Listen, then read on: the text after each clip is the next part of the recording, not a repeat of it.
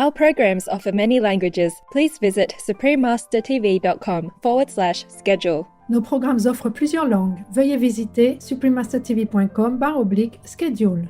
Nuestros programas ofrecen varios idiomas. Visiten suprememastertv.com/schedule. Programele noastre oferă multe limbi. Vă puteți uita pe suprememastertv.com/schedule. I would never take out my wallet and pay for meat, dairy products, and eggs, not just because it's not healthy for me, but I would not want someone to spend their whole day stabbing animals. I wouldn't want someone to be going hungry because I'm paying for meat that takes huge amounts of grain that could feed those hungry people. The World Peace Diet. Interview with Dr. Will Tuttle, vegan, part 4 of 4. Continue watching to find out more.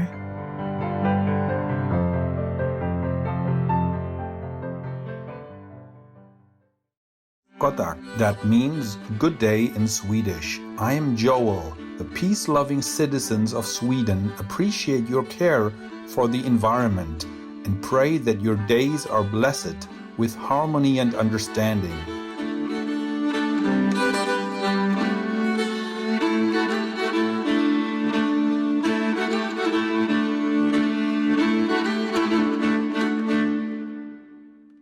Welcome to part 4 of the 4-part series entitled The World Peace Diet, interview with Dr. Will Tuttle, vegan. Dr. Will Tuttle, a Shining World Hero Award recipient, is a composer, inspirational speaker, and pianist, as well as a Dharma master in the Zen tradition. A former philosophy professor, he presents over 100 concerts, lectures, and workshops annually, promoting veganism worldwide. Over the years, he has met and developed a beautiful friendship with Supreme Master Ching Hai in their shared efforts to build a more uplifted, compassionate, vegan world. Can I sign one for you? Oh, sure, please. I just thank you so much from my heart. And keep up the... Thanks for what you do for the world. You know, we're working together. No need to thank me, you know. We work in the same direction. Yeah, we're working together, but you're the heart and soul of everything. Thank you. Thanks. Thanks for trusting me. Dr. Will Tuttle's bestseller, The World Peace Diet, Eating for Spiritual Health and Social Harmony, outlines the far-reaching implications of our food choices. First published in 2005, the empowering book has been translated into 16 languages and has spawned a movement of conscious, cruelty-free living for a more spiritually, ecologically, and socially wholesome world. Chapter 2 of the World Peace Diet is called Our Culture's Roots. Here, Dr. Tuttle writes about culture in relation to our current diets and our perceptions of them. The whole idea is that it's very liberating to understand the history and sociology and anthropology of our society. Anthropologists, for example, understand that every society transmits its values from generation to generation through the rituals of that society, and the main ritual in every society are meals. When people are eating food, we're not just eating food, we're eating attitudes. We're eating a whole range of ideas about our relationship with each other, with animals, with nature. So if we're eating meat and dairy products and eggs, we're eating a whole worldview of domination and exploitation of other beings. And that permeates our society. And the whole thing goes back about 10,000 years. Anthropologists understand this. They agree that animal agriculture first emerged in what is today Iraq, about 10,000 years ago with wild sheep, and then wild goats, and then later wild cows, and then other animals. So these were free-living animals, but they began to be the property. I own these. These are my sheep, my goats. I own them as property. That had never happened before. That was a revolution. I call it in the World Peace Diet the herding revolution. It transformed our entire society. It was a very slow revolution, took thousands of years, but gradually it did about 6 things. Number 1, animals were reduced to being mere property.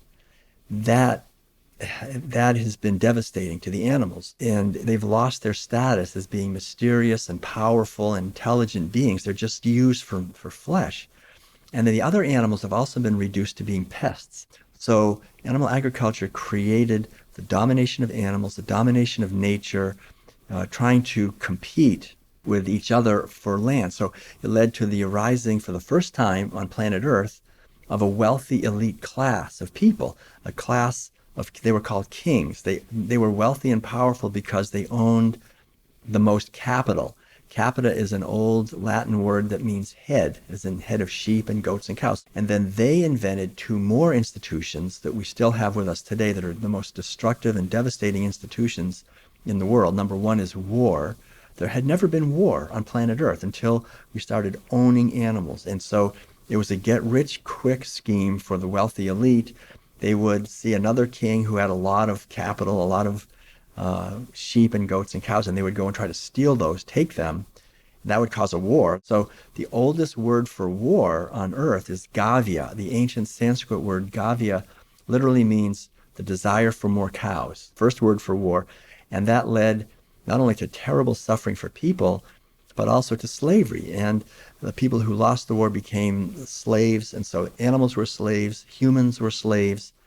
It also led to the domination of women, because animal agriculture at its core is not just killing and confining animals, it's also breeding them against their will. So gradually men learned through animal agriculture to look at the female as merely a breeder.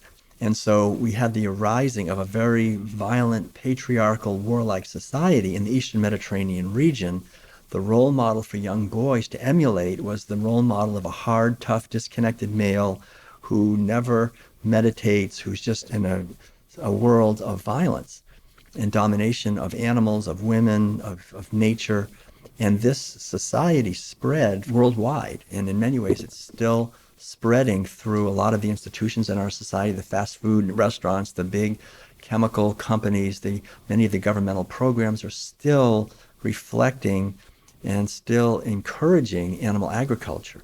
We're still teaching that to our children. So it's important for us to understand this, that we're just born into this. I call this whole thing the military, industrial, meat, medical, pharmaceutical, media, banking complex. Right? We have this complex that works very well to put most of the wealth in the hands of a few people. But the good thing that's happening, we notice, is that people are awakening out of this, are waking up and seeing that when we eat plant-based foods, then we're not only much healthier ourselves, we create a healthier world for everybody.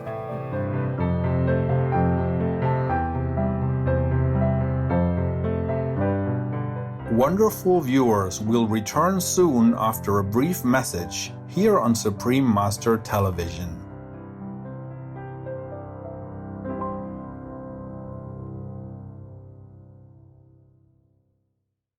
Welcome back to The World Peace Diet, interview with Dr. Will Tuttle, vegan, part 4 of 4. Dr. Tuttle suggests adopting a vegan diet to experience a transformational journey affecting all areas of life.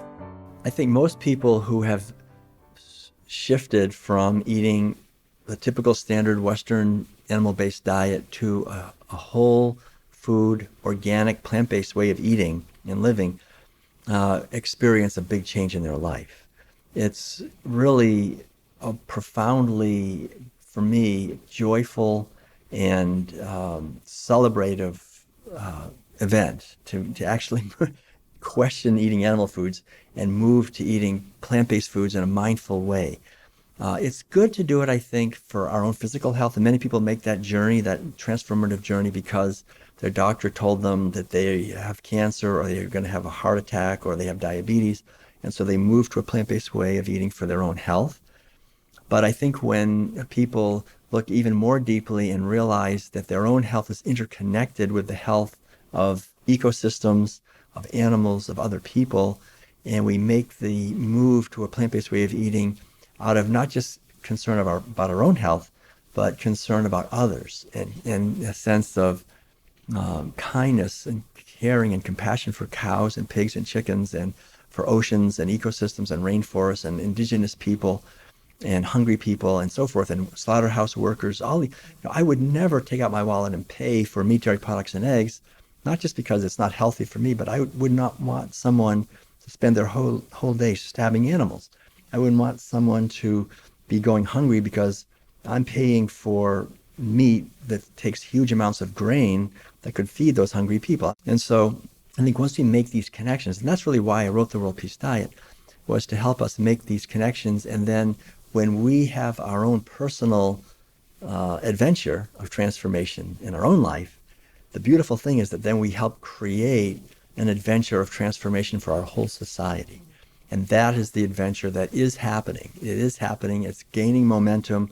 As we travel around planet Earth, we see more and more and more restaurants that are vegan opening up, more and more animal sanctuaries, more and more people creating vegan festivals and meetup groups and cooking classes and so forth. And this is all a reflection of the resurrection of Sophia, the rising up of the sacred feminine spirituality that lives inside all of us and naturally wants to have a world of kindness and caring that includes all living beings. So this is the transformation and the adventure that is happening. And each one of us, I think, if we in our lifetime can contribute to this, then when we leave our life, when we leave this life, we will be grateful that we've had the opportunity to live a human life in a way that helped be part of the solution to the problems here, that we came to this earth and instead of just causing more suffering and more misery, we're actually bringing healing and awakening.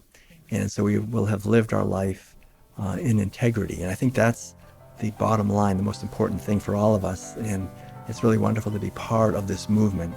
For every day is an opportunity to give thanks for the journey of transformation.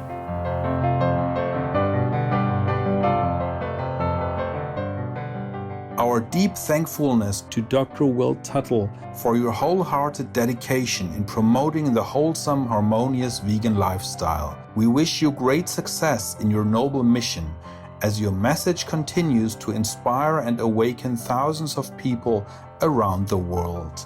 For more information on the World Peace Diet, please visit worldpeacediet.com.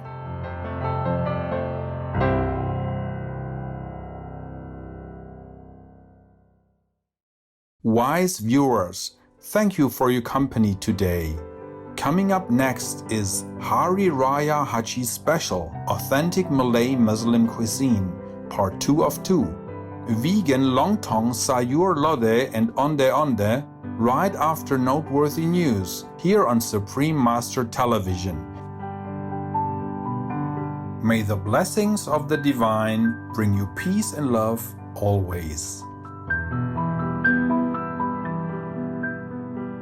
Our programs offer many languages. Please visit suprememastertv.com/schedule and suprememastertv.com/UL.